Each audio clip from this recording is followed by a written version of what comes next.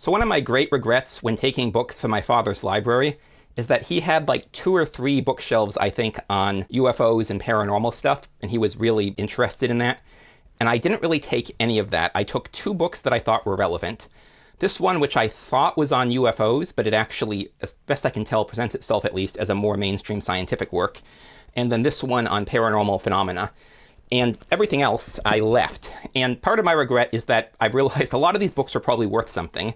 And we had an auctioneer selling off my father's books, but I think in lots. So if I'd actually checked, I might have found. But the other thing is just my father was really into this stuff, and now I'm a lot more curious about this as a connection to him. But at the time, I was still very worried about this idea of being so open-minded that my brain fell out. And I felt like my father had done that on UFOs and paranormal stuff. And he was not like a hardcore believer in UFOs or paranormal phenomenon. He just believed that the experts were covering something up, but not necessarily what the conspiracy theories claimed. And so he got interested in digging into that. And when I was a kid, I believed in like parapsychic stuff, and he very much was like, yeah, no, that's not true. And so it was funny when he got interested in that later, but I was also the one now, no, that's obviously not true, and why are you digging into this? And I still don't think I'm likely to get an interest in this myself, but it does sort of fit with a pattern that I have seen, which is when the supposed experts get very defensive, dismissive of something, and they're like, don't look over there, don't look at the man behind the curtain. There's often something going on, even if it's not, especially if it's a conspiracy theory, it's usually not what the conspiracy theorists are saying. And as I've said, conspiracy theorists want there to be someone at the top controlling everything intentionally, and that is just not how the world works, which is why conspiracy theorists often tend to be right about, like, there's something there, but very wrong in the specifics. But anyways, I wanted to talk about this idea of crank magnetism that I mentioned before, which is the idea that people who hold one fringe belief are more likely to hold a lot of them. And between my father and then also I had a Spanish teacher who she was like great as a person, but she held a lot of beliefs that would be seen as fringe. And the ones I remember now, she was a hardcore like libertarian constitutionalist, which is not that weird, but I identified as a libertarian, but again, I was more of a neoliberal. And then she was a vegan, although not that vegan stereotype. And then she also believed in chemtrails, and we had an environmental group, which basically what we did is we got recycling bins for the school, and then we mostly cleaned up like trash around the school and the river and stuff like that. And that was what we did. But she was like, you need to like know about chemtrails. And I was like, this sounds insane. Why would the government do this? And she's like, well, I can't tell you that because it's going to sound crazy. And I'm like, it's already sounding crazy, and you're not giving me like a plausible motivation. And I've since learned that the supposed motivation is controlling overpopulation. There's a lot of conspiracy theories that go on around that. And then I remember she told us in class about the idea of Nibiru, which was like this comet that had like an extraterrestrial civilization on it. And so when I saw this in my father's collection, I thought Nemesis was going to be like Nibiru. And based on the back of the book, I don't think it is, but I haven't read it. And there was another one too, Deltoid Pumpkinseed, which was about an actual space program. And so I looked at these and I'm like, I don't want to be a crackpot. I was very concerned with respectability. Didn't want to be so open-minded, my brain fell out, and I would try very hard to justify belief in the conventional wisdom. And I still have a tendency to only give up beliefs that defy the conventional wisdom when I feel like I can't sustain them any longer. But what has changed is when I see this defensiveness or this dismissiveness, I'm more likely to start digging. And so I think I have a better sense of what is going on with this supposed phenomenon of crank magnetism. And the very idea, I think, comes from the assumptions that the conventional wisdom must normally be right. And it's kind of funny that the guy who coined the term conventional wisdom, it was either Keynes or Galbraith, is now part of the conventional wisdom. So I feel like there's at least 4 levels to crank magnetism, and the first one is just, turns out most people have at least a few beliefs that would be seen as fringe. So this assumption that everyone should believe everything the establishment says, or at least everything the establishment says is within the realm of possibility, is just not how humans work. Then the belief beyond that is that unless you are very committed to towing the party line and hurting your beliefs with what other people in your social circles believe, if you start looking into things yourself, or if you don't look into things yourself and just take other people's claims on fact, either way you're going to start to believe a few things that sound fringe without even believing they're fringe. And one thing that has kind of amazed me is how many people I meet, basically anyone who is not in the establishment, believes that the CIA or somebody like that was involved in the Kennedy assassination. And even a lot of people who I would think of as pro-establishment are like, yeah, maybe. And so you have a few things where people end up just sort of starting to go down that rabbit hole. And it would actually be much more surprising if everybody only believed what the establishment says this is within the limits of respectable discourse and inquiry. And so stage 2 was where I was for most of my life. I had a few views that I recognized would be considered fringe, and one that I actually didn't, and it surprised me, and this was the one that I realized gets the most pushback, which is I believe that the Prussian industrial education model that we use in our K-12 schools is basically evil, and we should do away with that.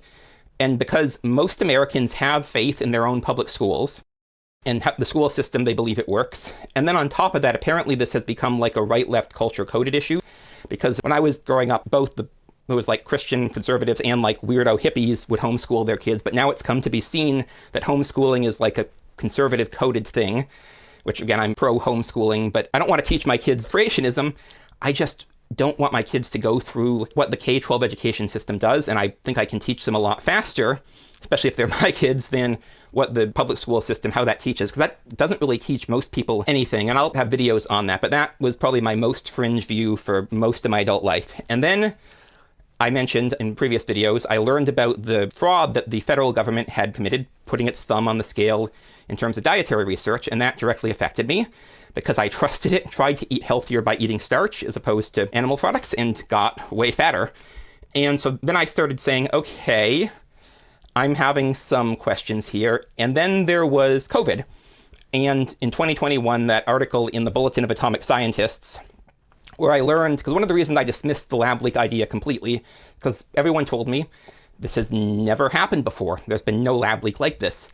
And then it turns out that there have been dozens of lab leaks that were just smaller. So having a lab leak that was a major outbreak would be what Nassim Nicholas Taleb would call a gray swan, not even a black swan. And it's like, this is not a conspiracy. It doesn't rely on conspiracy. This just relies on virologists think gain-of-function research is fun and vital to what they're doing. And so for the public benefit, they are misrepresenting the likelihood that that could have happened. And I'm like, okay, this is becoming kind of a pattern.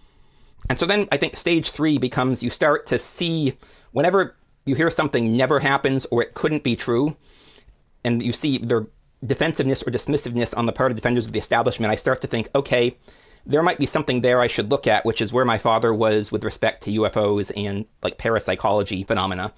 Then I think stage 4, which is where I'm at now, is I've gotten to the point that the moment I see repeated dismissiveness or defensiveness, even if I don't have time, energy to look into it, I'm like, okay, there's probably something there.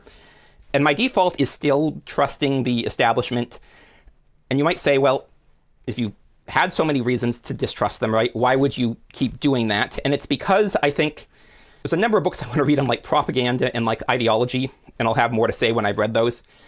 But I think you can only have like a successful governing ideology if it is true enough for government work, so to speak. So if it works for most people most of the time.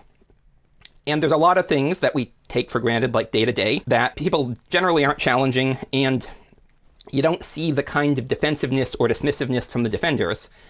And even if it might not be completely accurate, again, it's good enough to go on. I can't look into everything. And so where the point I'm at now is, okay, if I see this defensiveness, I see this dismissiveness, I need to look into it more. But if I'm not seeing that from the defenders of the establishment, then I'm not really questioning it. And I know that's the case. And that sort of fits in with, so I actually have a video that'll probably come out before this one, Michael Polanyi, the fiduciary commitment, because I was talking about his fiduciary principle, which turns out is not a term he used. And a commentator said that I got it wrong, so I looked into it more and I realized, I think what he actually means with fiduciary commitment is you need to start with sort of accepting something. And the establishment is still based on liberal democracy and the scientific tradition, scientific method to some degree, even if they often distorted a lot of things for ideological reasons. And so it still makes sense to start from those premises. But I am at the point, sort of stage 4 crank magnetism, where if I see the defenders repeatedly getting dismissive or defensive, then I start to say, I'm going to think probably they're wrong, and I don't know that the critics are right. And usually when I look into this stuff, so as I've said, like conspiracy theories pretty much always wrong, because they're getting that there's something there, but they want there to be like conscious control, and that just doesn't happen. Non-conspiracy theorist critics are still often wrong to a substantial degree, or at least I would interpret them as wrong, but they're often mostly right, or they're more likely to be mostly right. But I don't know, are they going to be wrong or right until I look into it, but I'm at the point now with crank magnetism where I'm like, okay, if the establishment is defensive or dismissive, I at least need to question it, but I can't look into all of it. And so there's probably stages beyond this, which I'll make videos if I discover there's like stage 5. One possible stage 5 would be starting from the assumption, if the establishment says it's true, it's probably false.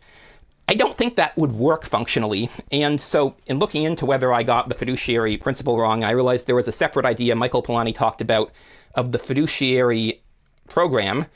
And I think the fiduciary program, at least as the introduction suggests, is basically you have to start accepting something. And because the establishment views, they're still based in the tradition of liberal democracy, they're still based in the historic scientific method, I have to accept that, especially the conclusions that we've held for a while are still probably true. So I don't actually know what it would look like for me if there would be, and I don't know if it would look like this for everybody as well.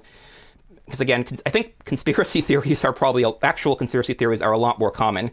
The idea that stuff can suck because of conscious decisions made by people in power, but they aren't intending that, and they actually may want the opposite, but they're happy enough with the results because they don't face consequences, that is just very counterintuitive for most people. So when you talk about crank magnetism, I think the assumption that the establishment is making is that if the establishment sets limits on this is acceptable inquiry or discourse, most people should accept it universally. And that's not true. Like, most people accept some of like UFOs, ghosts, stuff like that.